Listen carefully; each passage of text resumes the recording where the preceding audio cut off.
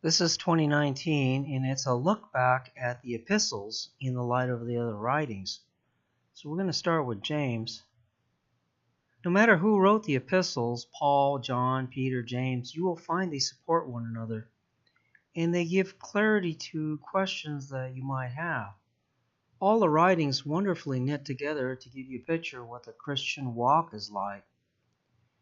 Problem: too many people read the New Testament Bible, can't understand it. It's not in chronological order. It has many authors.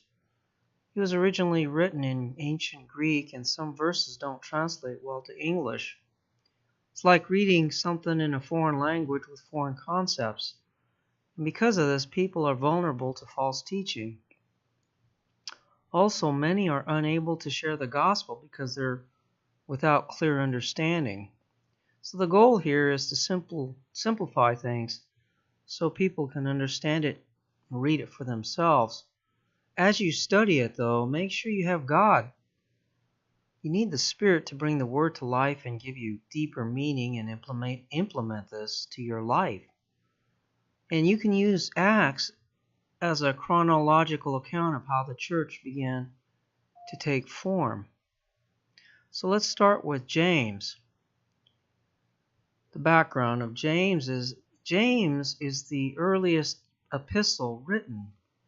The author is likely James the Just, the half-brother of Jesus, who was made the leader of the Jerusalem church. James was a later convert after Jesus rose from the dead. He's not the brother of John, who was executed by Herod in Acts 12:44 AD. This James was executed by stoning in 62 AD. And this epistle is dated prior to AD 49. This is the date of the First Jerusalem Council, and the language of this epistle echoes the speech given in Acts 15. So this writing is very early. The very early church in Jerusalem started and spread out just like Luke wrote in Luke 24:47. These Christians were primarily Jewish Christians. In this letter, there was no Jewish-Gentile controversy, and there was no structure like the bishops or the deacons. The very early church just had elders, that is until Acts 6. So again, this letter is very early. This letter is addressed to Jewish Christians who are already being scattered from Judea. The religious order is persecuting Christians, Acts 5. Saul persecutes the church, Acts 9. Herod executes James, brother of John, Acts 12, which is 44 AD. The letter of James addresses the pressures on the nascent church. A. Expect and count it all joy when your faith is tested, and endure temptation. B. If any of you lack wisdom, ask God. C. Be swift to hear and slow to speak and slow to wrath. D. Set aside filthiness and superfluity of naughtiness, and receive with meekness the engrafted word, which is able to save your soul. E. Be a doer of the word, not hearers only, deceiving yourselves. 1:22. This repeats Matthew 7:21 and 7:24, the parable of building the house on the rock. Luke 6:24, the parable of the Good Samaritan, and Luke 25. Hearing the words of Jesus and not doing them is dead faith. Take care of the abandoned, the fatherless, the widows in their affliction. If you fulfill the royal law according to Scripture, thou shalt love thy neighbor as thyself, you do well. This concept repeats in Romans 13:8. But if you commit the sin of partiality, F, this is sin. You see, the rich were often favored over the poor. G, faith without works is dead. chapter 2, 14 through 17. James talks extensively about this in chapter 2. Faith which produces no fruit is dead confession. Again, James talks about works of righteousness as evidence of faith. It goes back to being a doer of the word, not just being a hearer. Faith and obedience go together. For Abraham believed God and it was counted unto him as righteousness. Romans 4:3 and Genesis 15:6. But Abraham obeyed God. Hebrews 11:8, Genesis 26:5. Abraham just didn't make a confession of belief and do nothing. He obeyed and did what God told him to do. He left Ur and went to Canaan. See, the book of James directly contradicts Luther's theology of faith alone. Luther inserted alone into Paul's words, Romans 3:28, and he called James an epistle of straw. As a result, many people today think all they have to do is just believe the gospel without obeying it. Hear the word and not do it. James calls this dead faith. Paul actually was arguing against the works of the law of Moses in Romans 3:28. And in fact, Paul tells us we were created to do works of righteousness, that we should walk in them, Ephesians 2:10.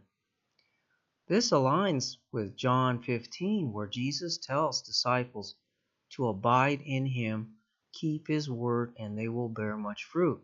For apart from him they can do nothing. If they don't abide in him, they will perish, be cut off, and burn. You see, not obeying the gospel brings judgment. Please look at 2 Thessalonians 2:8 and 1 Peter 4:17. H. James talks about taming the tongue. The new Christians have to think differently and avoid evil speech. Paul warns about the tongue as well as other sins.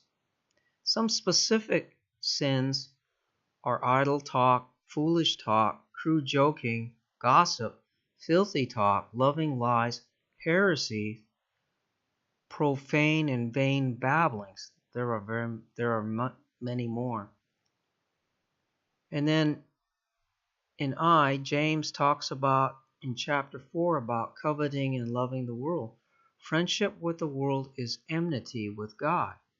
4:1 through 4. 1 John 2:15 says the same thing.